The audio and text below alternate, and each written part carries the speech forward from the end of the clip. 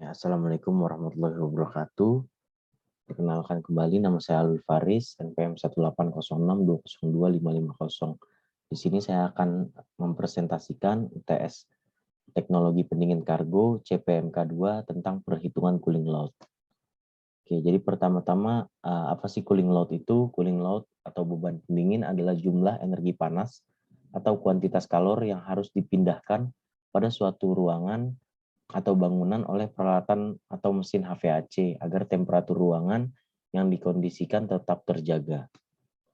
Nah, ini cooling load komponen. Jadi yang mengaruhi cooling load-nya itu banyak. Jadi ada floor, partition, partisi-partisi, lampu, roof, people, infiltrasi, terus kaca dari wall-nya juga. Nah, jadi terus dibagi menjadi eksternal dan internal bebannya.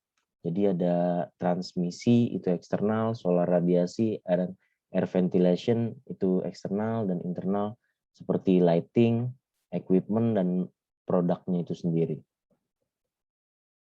Nah, untuk mempersingkat waktu,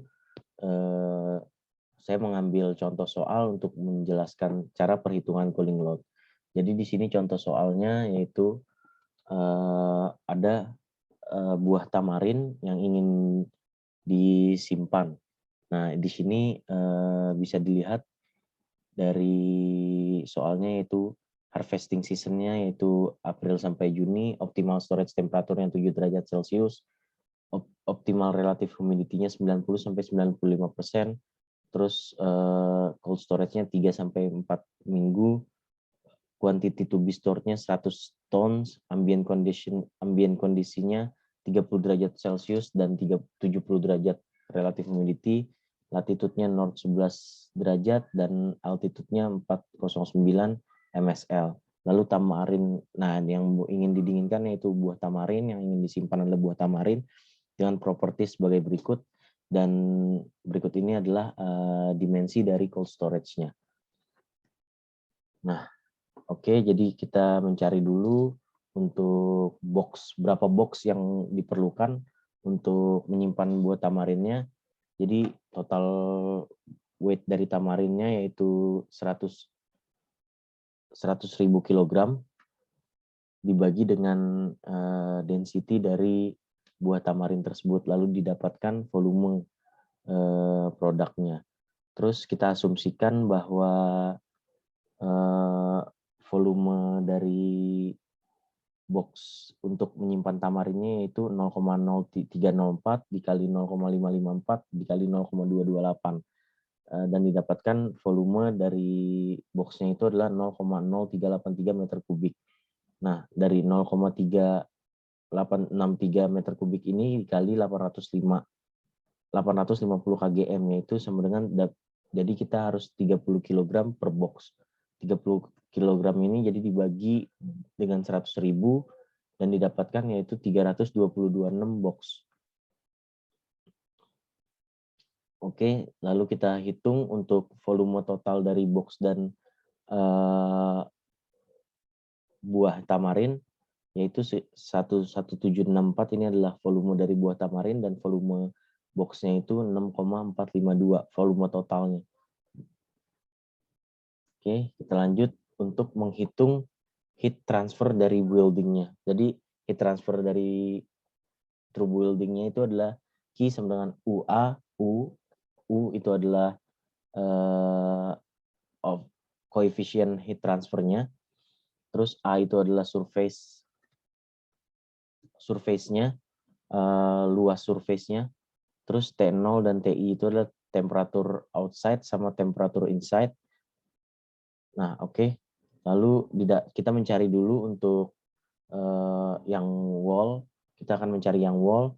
Jadi kita mencari area di dindingnya dulu. Di dinding itu, jadi dinding itu kanan kiri dan depan belakang, dan total surface-nya adalah 352,5 meter persegi.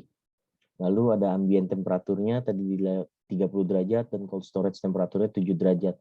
Lalu ada insulation di cold storage-nya yaitu hambatan 20.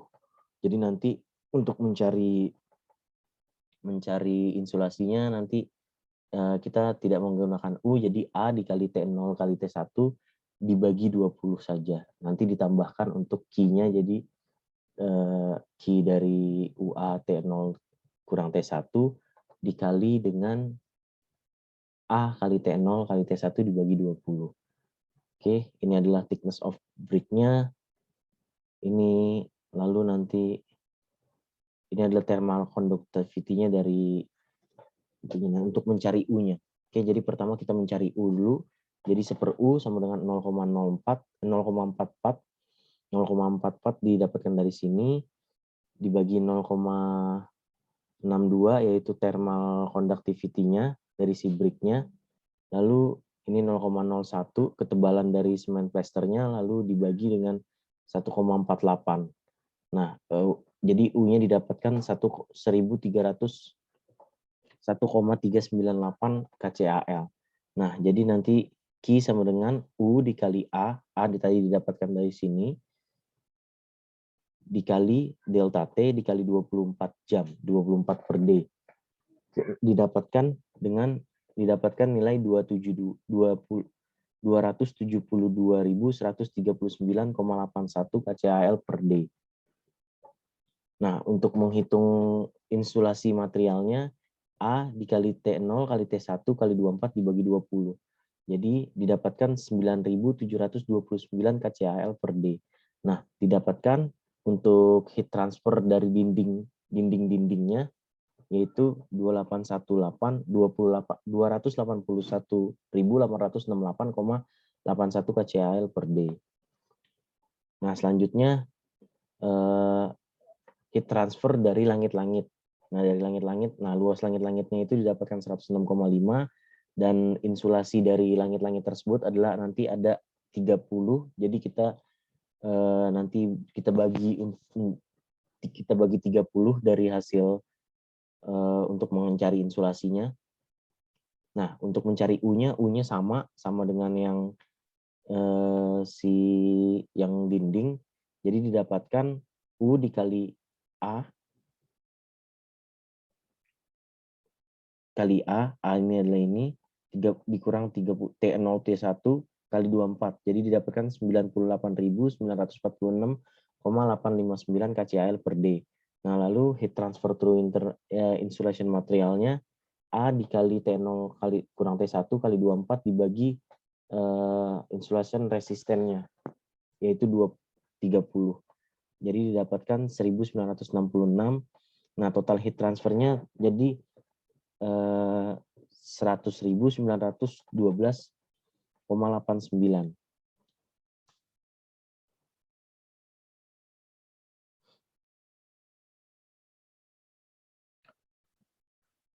Oke, lalu selanjutnya dari floor surface areanya sama dengan ceilingnya. Insulation resistennya yaitu 10, thickness of cement concentrate-nya 0,15. Oh, ini sama. Aduh, sorry. Jadi kita langsung untuk mencari Q dari floor-nya yaitu A dikali T0 kurang T1 kali 24 dibagi dari insulation resistance-nya. Dan didapatkan 55.898,12 kcal per day. Nah, untuk menghitung total heat transfer-nya, jadi kita totalin dulu untuk walls, ceiling, dan floor. Ini adalah 388.679,00 kcal per day. Nah, ini untuk dari building-nya. Nah, terus juga ada product load. Product load-nya itu produk cooling dulu dari si fruit-nya dulu. Fruit-nya tadi kan 100 kg dikali dengan specific heat dari fruit-nya dan temperatur difference-nya.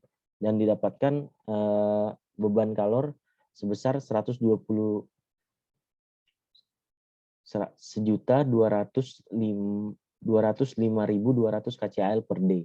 Nah, lalu juga dari si box untuk menyimpan si tamarinnya. Jadi dihitung dari weight of box-nya 0,002 meter kubik dikali karena tadi ada banyak boxnya, 322,6 box dikali ini adalah density dari boxnya. Terus ini juga specific heat dari boxnya dikali dengan temperature difference dan didapatkan kalor sebesar 61.008,562 kcal per day di total dan didapatkan sebesar 1.266.208.005 kcal per day. Lalu kita menghitung juga untuk respiration heat load-nya, yaitu dari fruitnya 100 ton dikali heat of respiration-nya didapatkan dari soal 700 kcal, 700.000 kcal per day. Jadi totalnya kita tambah dari heat transfer through building atau surface-nya tadi ditambah product cooling dan respiration load. Jadi didapatkan cooling load-nya itu sebesar 1.724.887,5 kcal per day. Nah, kita kalikan untuk sebenarnya kita bisa menghitung juga light fans dan forklift-nya, tapi kita juga bisa mengkalikan 10% untuk service load dan lalu kita kalikan lagi 10% untuk safety faktornya. Nah, jadi didapatkan sebesar 2.087.113,8 kcal per day. Ini adalah total heat load rata-ratanya semuanya yang diperlukan. Nah, untuk mengetahuinya kita kita asumsikan for 16 jam refrigerasinya itu beroperasi, jadi dibagi 16 dan didapatkan 1.344,61 kcal per day diubah menjadi hour, kcal diubah menjadi kilojoule, dan dari kilojoule kita ubah untuk mengetahui ton of refrigeration-nya adalah kita bagi dengan 12.660 kilojoule per hour dan didapatkan 43 ton of refrigeration. Mungkin itu saja yang dapat saya sampaikan terkait perhitungan cooling load. Lebih kurangnya mohon maaf. Wassalamualaikum warahmatullahi wabarakatuh.